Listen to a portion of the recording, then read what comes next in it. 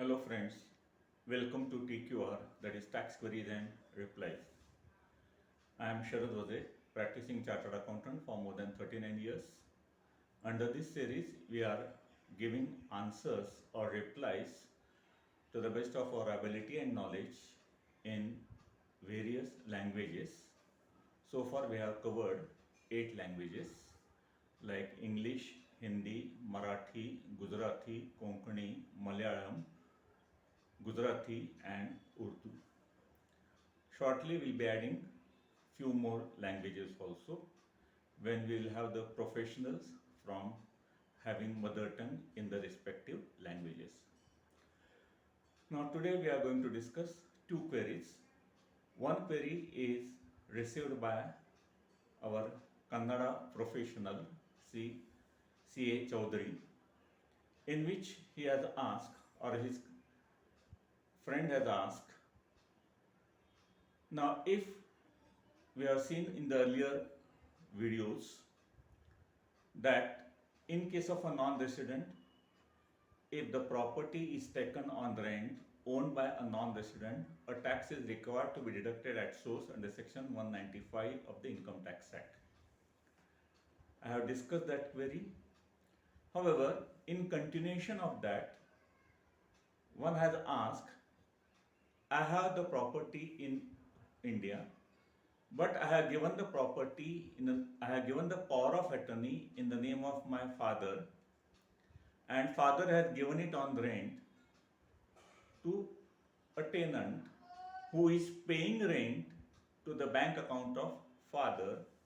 Now, in this case, is there still any obligation? The answer is, in one word, yes. It is not as simple as that, because the answer will be slightly technical. Now, who is liable to tax? As per section 27, an owner is liable to tax. In this case, a non-resident is the owner, therefore he is liable to tax. As per section 9(1), since the property is situated in India, then income from such property is liable to tax in India. Therefore, non-resident owning the property in India getting rental income is liable to tax India, is chargeable to tax India. The power of attorney mechanism will not work or will not help.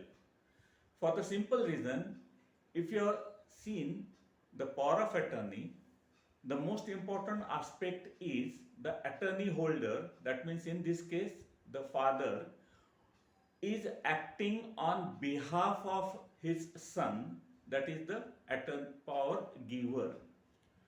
So father is acting on behalf of his son, that means father is not acting on his own behalf because he is not the owner of the property. So nonetheless, whether father received the rent or not, it is being received on behalf of his son. It is taxable in the hands of non-resident son, and whatever procedure we have described, explained in the previous lecture, will have to be followed. Now, in this case also, even if the rent is paid outside India in foreign currency, the position will not change. So, non-resident owning a property, getting rental income is chargeable to tax in India, who actually receives it immaterial, on whose behalf it is being received, that is important. So, section 195 as to the TDS is equally applicable. Now, one chartered accountant has raised the issue in another case that if a minor becomes major during the year, then how do we calculate the income to be clubbed into the hands of either of the parents, that is mother or father, having higher income? Now let us take the example.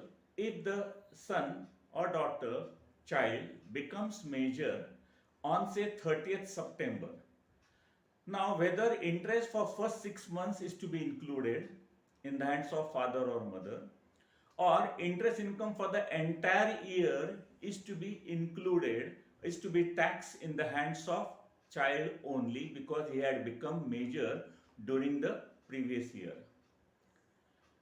Now the analogy or the logic that has been applied is, in case of any person completing 60 years, then for that previous year, entire previous year, the tax basic exemption limit is increased to 3 lakh rupees, as well as if any person completes 80 years, then on any day in the previous year, that means even if on 31st March he completes 80 years, then the exemption limit available to him is 5 lakh rupees. Now whether that logic can be applied for the interest to be included. In my opinion, the interest income is chargeable to tax. Again, this will be slightly technical. The interest income will be chargeable to tax under the head income from other sources. And there is one section, 145 section, which allows a taxpayer to adopt or to follow the method of accounting with respect to each source of income.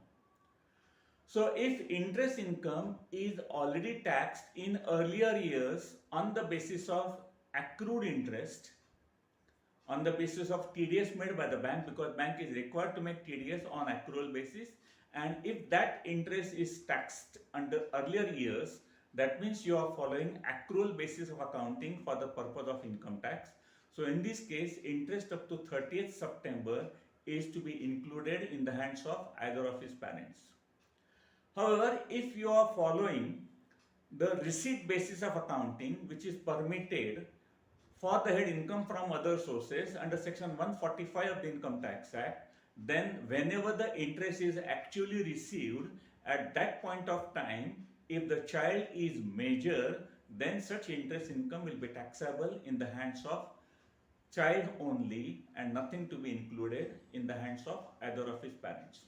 So everything depends upon what method of accounting is being followed in taxing the interest income, and for that we have a resource, that is 145 section, which allows either cash basis or accrual basis as the case may be.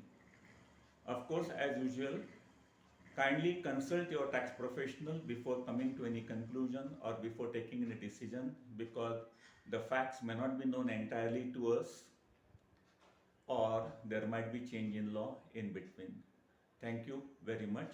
If you like the video, please pass it on to as many persons, commoner, general public, as far as possible. And we expect questions from them and we'll be happy to reply them.